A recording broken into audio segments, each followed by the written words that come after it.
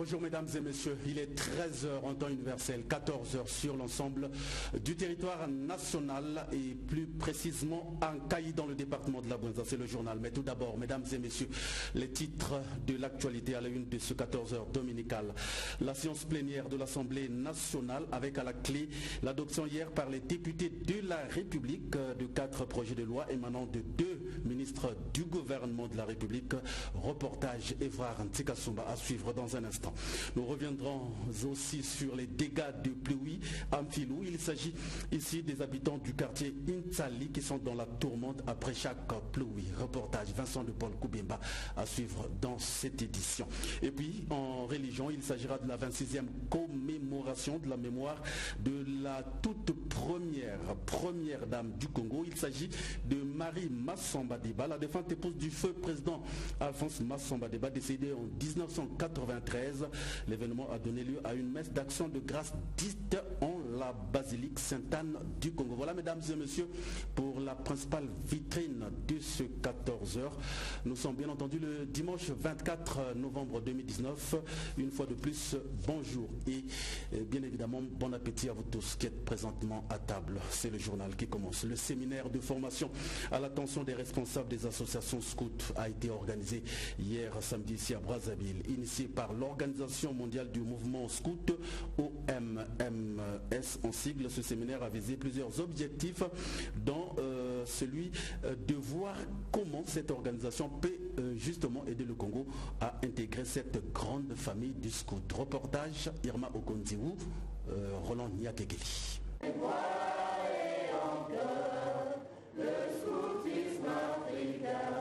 Il y a environ 27 ans que le Congo est en train de frapper à la porte de l'Organisation mondiale du mouvement scout. Et pour intégrer cette grande famille, il faut au préalable remplir quelques conditions, notamment celle d'avoir une seule organisation scout au Congo. Pour matérialiser cela, un séminaire de formation à l'attention des responsables des associations scouts avec l'Organisation mondiale du mouvement scout, OMS en sigle, est organisé ce samedi à Brazzaville.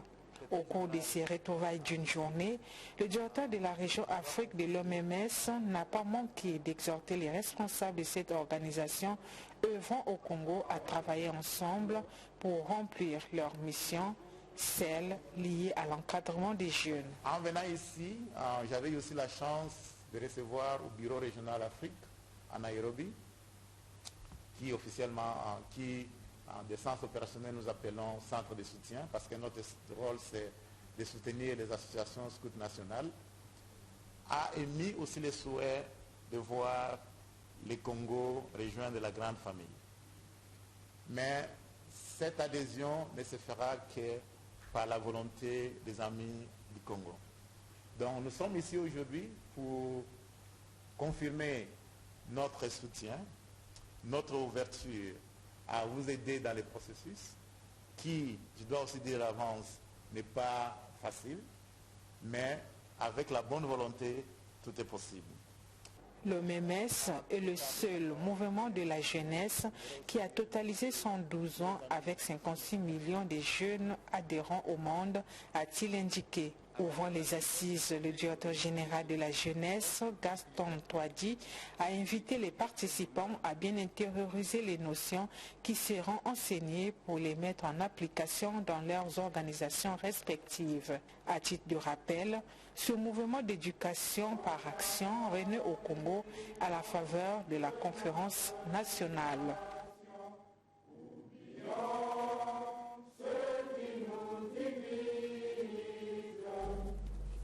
Voilà, poursuivons cette édition. Séance plénière, disions-nous, à l'Assemblée nationale hier samedi. 4 projets de loi ont été adoptés par les élus du peuple. 4 projets de loi, dont 2 initiés par Henri Ndjombo, ministre d'État, ministre de l'élevage et de l'agriculture, et 2 autres du ministre de l'innovation technique et de la recherche scientifique, Aimé Parfait Koussoumavungu. Alors, je ne vous en dis pas plus, suivons plutôt ce reportage signé Evrard Ntikasumba et Anissé Mangala.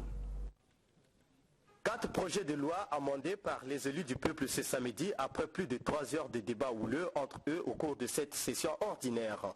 Il s'agit de projets de loi portant création de l'Institut national de recherche en sciences, de l'ingénieur, innovation et technologie et portant création de l'Institut national de recherche en sciences sociales et humaines. Des projets menés par Aimé Parfait Koussoumavungu, ministre de l'Innovation technique et de la recherche scientifique.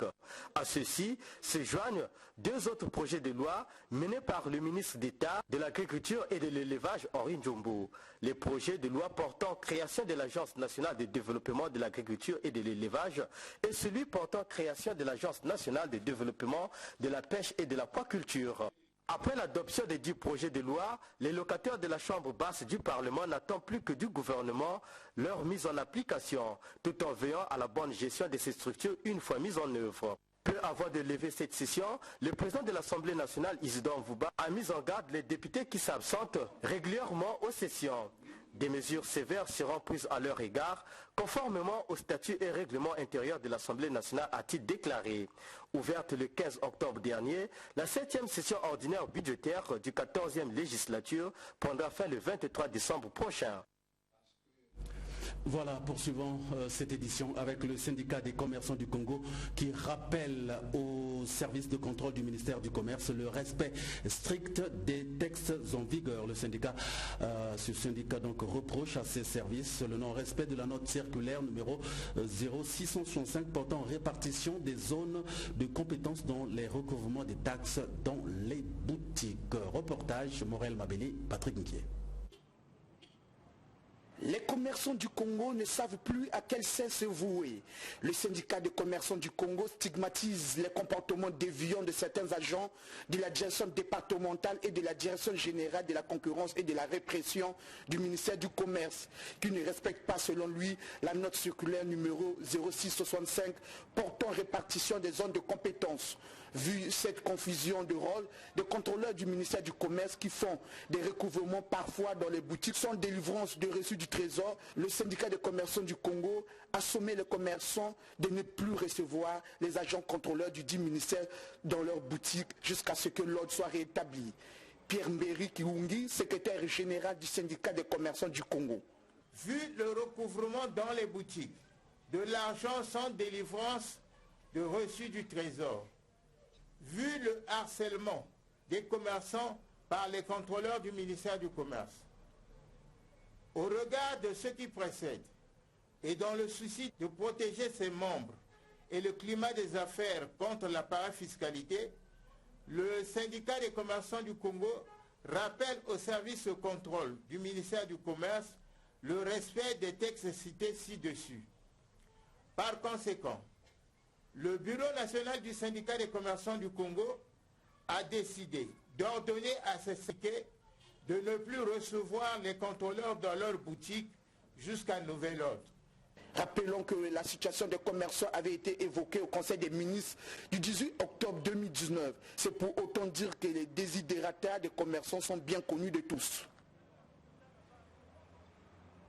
Voilà, je vous l'ai dit tout à l'heure en titre, les pluies qui s'abattent à Brazzaville ne sont toujours pas les bienvenues. Elles ne cessent d'occasionner de nombreux dégâts. C'est le cas dans le quartier Insali, dans le 7e arrondissement de Brazzaville, où des habitations ont été entièrement inondées et des avenues totalement ensablées.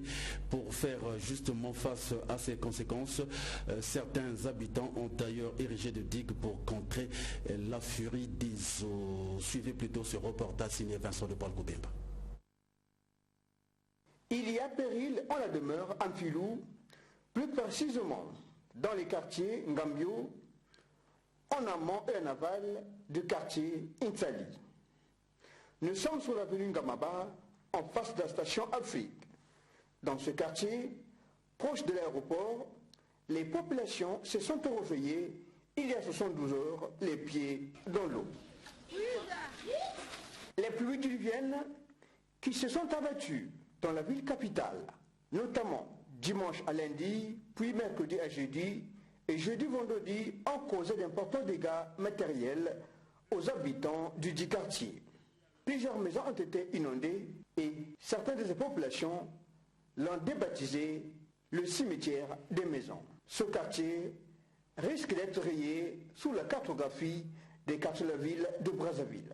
Pour tenter d'éviter le pire, certains propriétaires des parcelles sont obligés de construire des digues de murs à chaque entrée de parcelle pour empêcher l'eau de s'infiltrer dans les parcelles. M. Babouza avait intégré le quartier depuis 2009 et il ne comprend toujours pas cette indifférence dont ils sont victimes de la part des pouvoirs publics. C'est très triste, c'est vrai que vous-même vous constatez, je ne sais pas qu'est-ce qu'on pourrait dire. Même les maisons à étage, le niveau a été pratiquement 50% du sous-bassement, hein, pour ne pas dire du goudron qu'on avait érigé les années 2011, quand nos jours, pratiquement il a pris à hauteur au moins d'un volume de 2,50 m de hauteur, là où nous sommes. Donc je ne saurais pas quelle est la question. Nous le mettons à ceux qui dirigent cette nation-là, surtout l'organe exécutif, j'entends par là les membres du gouvernement, si vraiment ils pourraient peut-être importer un concours, parce que quand même c'est l'un des quartiers les plus vieux de Brazzaville, parce que c'est un quartier qui court depuis les années 1960, 71, 62, parce que nous sommes les voisins de l'aéroport Maya-Maya. Ruelle et avenue totalement ensablées, mobilier dehors, cours de la parcelle remplie d'eau et de boue, tel est le décor que présente actuellement ce quartier chaque fois qu'il pleut. Normalement, c'est un problème de catastrophe naturelle. Donc, l'assistance vis-à-vis de nos autorités, c'est ce que nous sommes en train de déplorer. Et il y a eu même des circonstances plus graves à l'intérieur là-bas, là où on a même besoin de sapeurs-pompiers pour sortir les personnes âgées dans des maisons. Mais nous demandons l'assistance. C'est l'assistance, l'aide, surtout les personnes âgées. 61+, tel qu'ici là, la parcelle que vous voyez là où il y a le portail vert là, il y a une maman, et elle est tombée malade d'abord par rapport à la situation. Hein? Et aujourd'hui, on la déporte de là pour qu'elle soit sinistrée aujourd'hui. Mais le quartier, et l'arrondissement, le maire, et le député, les membres du gouvernement, ils sont où pour ça là? Cette situation vient de paralyser plusieurs activités dans la zone.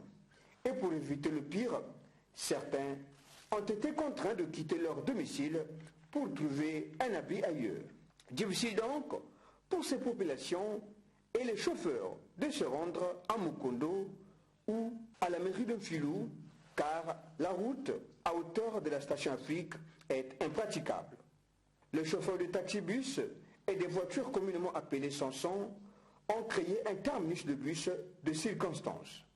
Il faut un autre bus pour rallier Mukondo pour les passagers embarqués depuis Filou.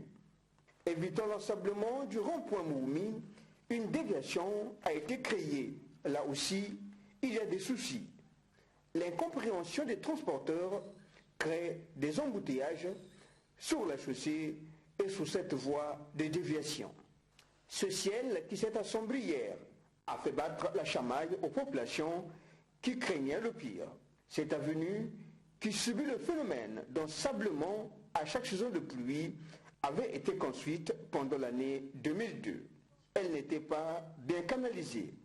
Toutes les eaux en provenance du quartier Sadelmi et la zone de Ntilampo viennent chuter à cet endroit. Voilà, 14 heures passées, mesdames et messieurs, de 12 minutes sur la rue Nkunku Auguste, le premier prêtre congolais. Nous sommes là à Mukuzingwaka, le plus beau quartier de Brazzaville. Le nouvel ambassadeur de France au Congo, François Barato, a été présenté hier aux membres du réseau France Alumni Congo. C'était donc vendredi dernier. C'était à l'Institut français du Congo. Ceci à l'occasion de la semaine de ce réseau organisé du 18 au 23 novembre 2019 à Brazzaville. L'ambassadeur de France en a profité pour échanger avec l'assistance sur les possibilités qu'offre son pays à travers un emploi, à trouver un emploi qui passe par un bon choix de l'option ou de la filière. Morel Mabélé, une fois de plus, c'était avec Gervais Mbouaka. Le réseau France Alumni Congo, qui est une plateforme mondiale mise en place en 2016 par Laurent Fabius, à l'époque ministre français des Affaires étrangères, se veut un espace d'échange pour les jeunes Congolais qui veulent aller étudier en France. Ce vendredi, les responsables de ce réseau étaient en face du nouvel ambassadeur de France au Congo, François Barato.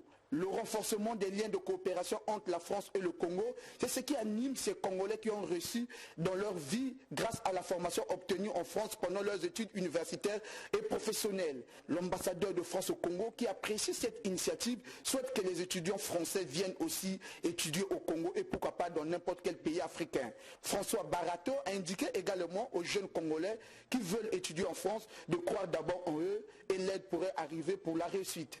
Il y a ici un gisement énorme de talents qui fait face à d'énormes difficultés, on le sait aussi. Nous sommes un partenaire, nous France, on est un partenaire depuis. On compte le rester pour vous aider à surmonter ces obstacles, mais il faut vraiment croire en vous. Le sens des responsabilités, je crois que c'est essentiel. Pardonnez-moi de citer une nouvelle fois le président Macron, mais il a quand même fixé quelques orientations assez claires il y a 2 ans sur la relation qu'il souhaite refonder, rénover avec l'Afrique, une relation décomplexée, tournée vers l'avenir, qui ne renie rien, on n'a rien à renier, mais il faut regarder vers l'avenir en responsabilité partagée. Chaque parti a des responsabilités, il doit les assumer. Quelques membres du gouvernement ont adhéré à ce réseau, à l'instar de Fidel Djimou et Adélaïde Mouani, qui ont reçu leur cape de membre d'honneur des mains du président d'honneur du réseau France Alumni Congo, Bruno Jean-Richard Itoa. Lui également a reçu sa cape du président d'honneur du réseau de la part de Césaire Bonkoulou, président de France Alumni Congo. L'ambassadeur de France qui était à l'honneur a reçu un présent. L'obtention du visa qui pose parfois problème a été aussi évoquée, mais François Barato a été clair sur la question. Nombreux des étudiants congolais reçoivent le refus à cause de l'entretien qui est capital pour l'obtention du visa. Le réseau Alumni Congo s'est installé au Congo en avril 2019. Très bien compris, Morel Mabélé est la grande vedette du journal télévisé de la chaîne nationale de 20h qui est encore présente dans les esprits. Jean-Claude Kakou, admis à la retraite depuis 2014, est membre du réseau de France Alumni Congo. Il a fait aussi un témoignage sur ses brillantes études effectuées à l'école de journalisme de Lille en France. Nous vous proposons justement d'écouter Jean-Claude Kakou, vous allez l'entendre, qui avait pris le vol du TIA. C'était le vendredi 27 septembre 1976. Écoutez-les. Je suis parti en France dans le vol UTA du vendredi 27 septembre 1976. Vous voyez, je l'ai encore en tête comme si c'était hier. Alors dans ce vol, on était une quarantaine d'étudiants, toutes filières confondues, et on était tous boursiers de l'État congolais. Quand nous sommes arrivés en France, nous avons été pris en charge par l'OCO, ça s'appelait l'Office de coopération et d'action universitaire, je ne sais pas si ça existe encore. Les gens de l'OCO nous ont placés dans un foyer à Mantes-la-Jolie, un joli nom que je découvrais ce jour-là, Mantes-la-Jolie, à l'ouest de Paris, je crois. Nous sommes restés pendant une semaine dans ce foyer, l'Institut français de presse, l'IFP. J'étais donc inscrit là-bas. J'ai pris les cours pendant près d'un mois à l'IFP, mais je n'étais pas satisfait. Je n'étais pas satisfait. La formation était plutôt théorique. C'était loin du journalisme de terrain que j'espérais en partant de Brazzaville. Voilà, le beau vieux temps, dirait-on, avec Jean-Claude Kakou, la grande vedette, pour ceux qui l'ont connu justement de 20h sur Télé Congo. En tout cas, Jean-Claude Kakou qui a fait rêver tant de jeunes esprits. En religion, 22 novembre 1993, 22 novembre 2019, voici 26 ans que disparaissait la première dame du Congo, Marie Massamba Deba, à l'occasion de ce triste anniversaire, si nous osions dire, une messe messe d'action de grâce pour implorer la volonté de Dieu afin qu'il accorde la vie éternelle à Marie Masamba Diba a été dite en la basilique Sainte-Anne du Congo. Alors retour sur les principaux temps forts de cette messe avec Vincent de Palco Bemba qui était avec Michael Masamba. Basilique Sainte-Anne du Congo, pleine comme un œuf, l'heure est à la commémoration du 26e anniversaire de la mort de Marie Masamba Diba, première dame du Congo.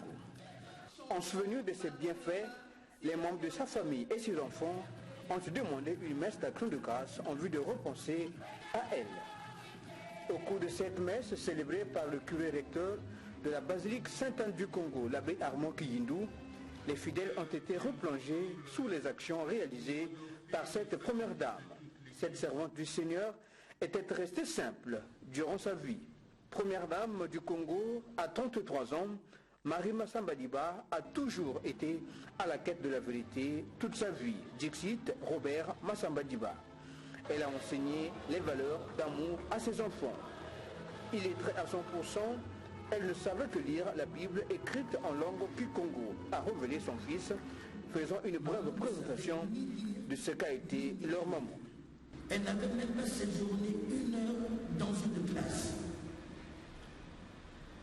Cependant, maman savait lire un seul livre, sa Bible en Kikongo. Cette messe placée sous le signe d'amour et de l'unité entre les filles et fils du Congo a été une occasion pour le curé d'inviter le peuple de Dieu à intérioriser ses vertus et ses valeurs. La simplicité, Marie Masamba Diba fut une vraie conseillère de son époux. En ce mois de novembre finissant, mois où l'on honore les morts, la famille Masamba Diba a voulu partager ses précieux souvenirs de ce qu'a été leur maman avec le peuple congolais. Commentant les versets bibliques du jour, l'abbé Armand Kiyindou a exhorté les chrétiens à mieux comprendre ses enseignements, car a-t-il dit, derrière un grand homme se trouve toujours une conseillère. Commémorer Maman Marie Masamba Diba, c'est aussi exprimer l'espoir de voir celle qui a été pour nous une mère, une grand-mère, une tante, une amie, une sœur, bénéficier des joies éternelles, bénéficier de la résurrection éternelle.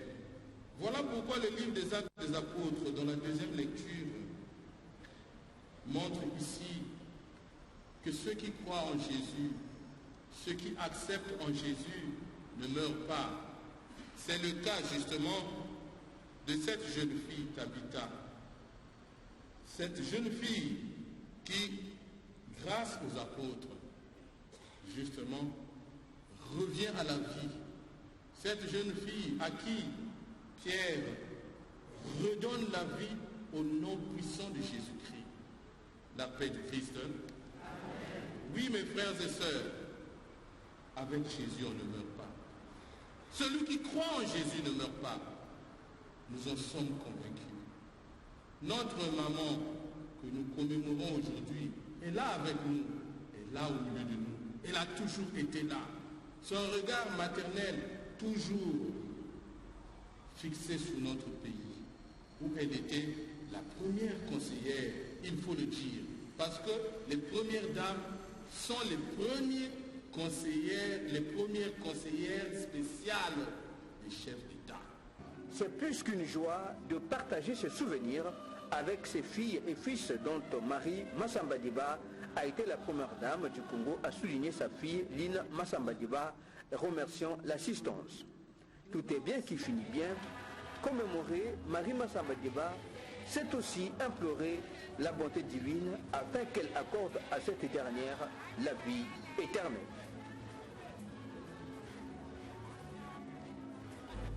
Voilà quelques notes de sport avant de nous séparer. Championnat national de football, les matchs se poursuivent avec à la clé cet après-midi sur la pelouse de Masamba Diba, Diable Noir qui est en ce moment face à l'AS Konzo. Hier, toujours à Masamba Diba, RCB a mordu la poussière face à Interclub, battu par 1-2. Et en deuxième explication, le Kara qui tisse actuellement du mauvais coton a enregistré enregistrait sa 3e défaite d'affilée, toujours par le même score 2-0. Kara battu par Gesté qui est toujours en forme, Gesté de mon homonyme président Théodore Ikiemo, qui a battu Kara par 2-0. Voilà, complètement terminé, mesdames et messieurs, le journal, la séance plénière à l'Assemblée nationale avec à la clé l'adoption hier par les députés de la République de 4 projets de loi émanant de 2 ministres du gouvernement de la République. Vous avez eu la substance dans ce journal avec Evrard Ntika Sumba. Nous sommes revenus également sur les dégâts de pluie à Mfilou. Il s'agit ici des habitants du quartier Intsali qui sont dans la tourmente après chaque pluie. Et puis en religion, vous avez suivi 25e commémoration de la mémoire de la première dame du Congo.